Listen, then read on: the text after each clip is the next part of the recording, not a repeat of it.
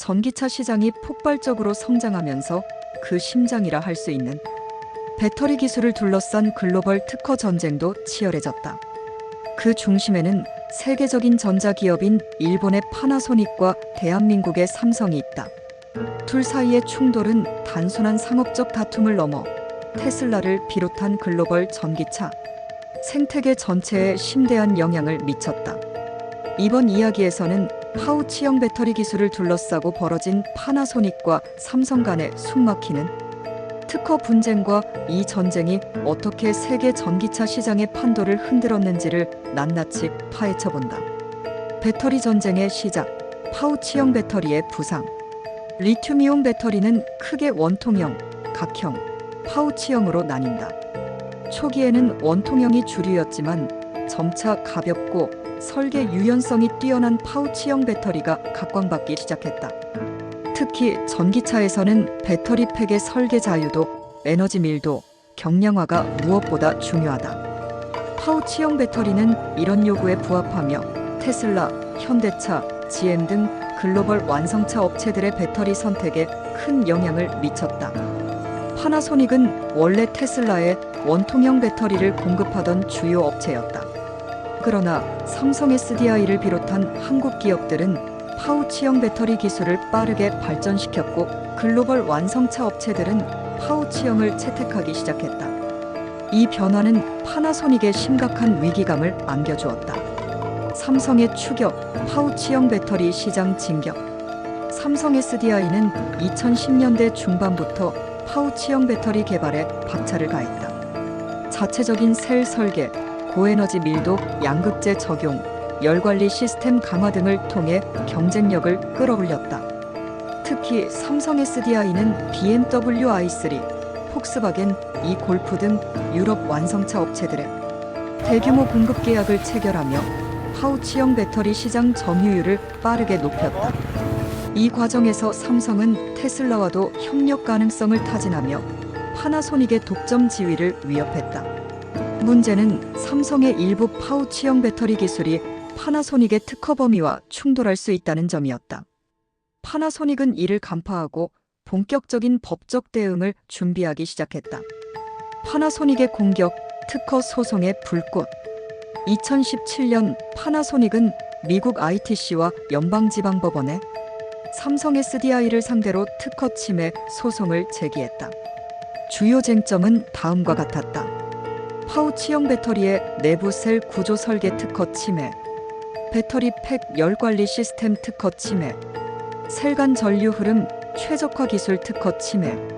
파나소닉은 삼성 SDI가 테슬라, BMW, 폭스바겐 등에 공급한 일부 배터리 제품이 자사의 특허를 침해했다고 주장했다. 특히 테슬라, 모델 S, 모델 X에 납품된 배터리 모듈이 문제의 핵심이었다. 이 소송은 단순한 손해배상 청구가 아니라 글로벌 배터리 주도권을 둘러싼 사활을 건 싸움이었다. 만약 삼성이 패소한다면 테슬라와의 잠재적 공급 계약이 전면 취소될 수 있었고, 이는 삼성이 수년간 쌓아온 기술 신뢰에 큰 타격을 줄 수 있었다. 삼성의 방어, 특허 무효화와 역공. 삼성 SDI는 즉각 반격에 나섰다. 삼성은 파나소닉의 특허들이 이미 업계에서 널리 사용되고 있는 기술이며 신규성이 부족하다고 주장했다. 또한 삼성은 미국 특허청에 파나소닉 특허 무효 심판을 청구하고 기존 기술 문헌을 제시하며 적극적인 무효화를 시도했다. 동시에 삼성도 자사의 파우치형 배터리 관련 특허 포트폴리오를 강화해 맞불 전략을 구사했다.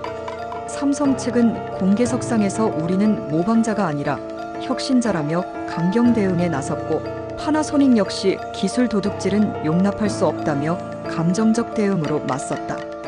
법정은 전장터가 되었고 글로벌 완성차 업계는 숨죽이며 이 소송을 지켜봤다.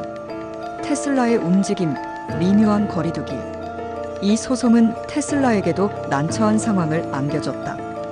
테슬라는 당시 모델 S와 모델 X에 주로 파나소닉의 원통형 배터리를 사용하고 있었지만 차세대 차량과 에너지 저장 시스템 제품군에서는 파우치형 배터리 도입을 고려하고 있었다. 삼성 SDI와의 협력 가능성은 테슬라의 공급망 다변화 전략과도 맞물려 있었다. 그러나 특허 소송으로 인해 테슬라는 삼성 배터리 채택에 신중할 수밖에 없었다. 테슬라는 공식적으로는 소송에 개입하지 않았지만 내부적으로 삼성과의 공급 계약 협상을 보류하거나 조정하는 방식으로 조심스럽게 대응했다. 결과적으로 삼성 SDI의 테슬라 배터리 공급은 지연되거나 축소되는 결과를 낳았다. 합의와 정리, 물밑에서 끝난 전쟁.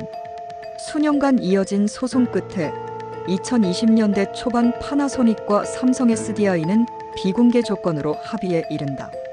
양사는 서로에 대한 소송을 철회하고 글로벌 배터리 시장에서 공존을 모색하기로 한다. 합의 조건은 공개되지 않았지만 업계에서는 삼성이 일정 수준의 로열티를 지급하거나 특허 크로스 라이선스 계약을 체결했을 것으로 추정한다. 이 합의로 인해 테슬라를 비롯한 글로벌 완성차 업체들은 보다 유연하게 배터리 공급망을 다변화할 수 있는 길이 열렸다. 또한 삼성은 이후 BMW, 폭스바겐, 리비안 등 다양한 고객사들과 파우치형 배터리 계약을 확대해 나가게 된다. 배터리 패권 전쟁의 본질, 기술과 특허. 이 사건은 배터리 산업이 단순한 생산 경쟁이 아니라 지식 재산권을 둘러싼 정교한 전쟁이라는 사실을 여실히 보여줬다. 특히 전기차 배터리 시장은 2030년까지 7배 이상 성장할 것으로 예상되며 이에 따라 핵심 기술 특허를 보유한 기업의 시장 지위는 더욱 강화될 전망이다. 삼성 SDI는 이번 소송을 계기로 특허 포트폴리오를 대폭 강화했고 파나소닉도 자사의 핵심 기술을 지속적으로 방어하고 있다. 두 기업 모두 글로벌 시장에서 생존하기 위해 기술 개발과 특허 방어를 동시에 추진하고 있다. 새로운 전쟁의 시작, CATL, LG에너지솔루션, SK온의 부상.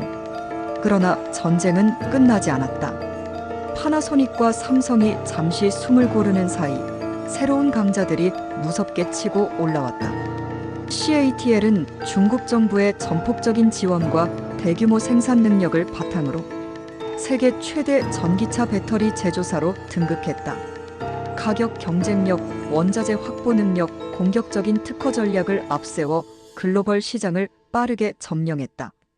LG에너지솔루션은 오랜 R&D 투자와 기술 혁신을 바탕으로 글로벌 완성차 업체들과 전략적 제휴를 맺으며 영역을 확장했다. SK온 역시 하이니켈 배터리 기술과 안정적인 생산 능력으로 주목받고 있다. 이들 세 기업은 단순히 제품을 공급하는 데 그치지 않고 공격적으로 특허를 출원하고 기존 강자들의 특허를 무력화하려는 시도를 하고 있다.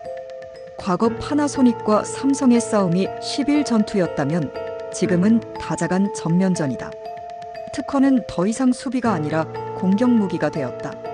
소송을 통해 경쟁사를 시장에서 몰아내고 특허 크로스 라이선스를 통해 막대한 수익을 올리는 것이 새로운 전략이 되었다. 결론, 전기차 배터리 전쟁 아직 끝나지 않았다. 파나소닉과 삼성의 특허 전쟁은 하나의 장이었을 뿐이다. 지금 이 순간에도 세계 각지에서 배터리 기술을 둘러싼 특허 소송이 끊임없이 벌어지고 있다. 배터리 하나를 둘러싼 보이지 않는 전쟁은 계속될 것이다. 그리고 그 승자는 뛰어난 기술력과 치밀한 특허 전략을 동시에 가진 기업만이 될 수 있다.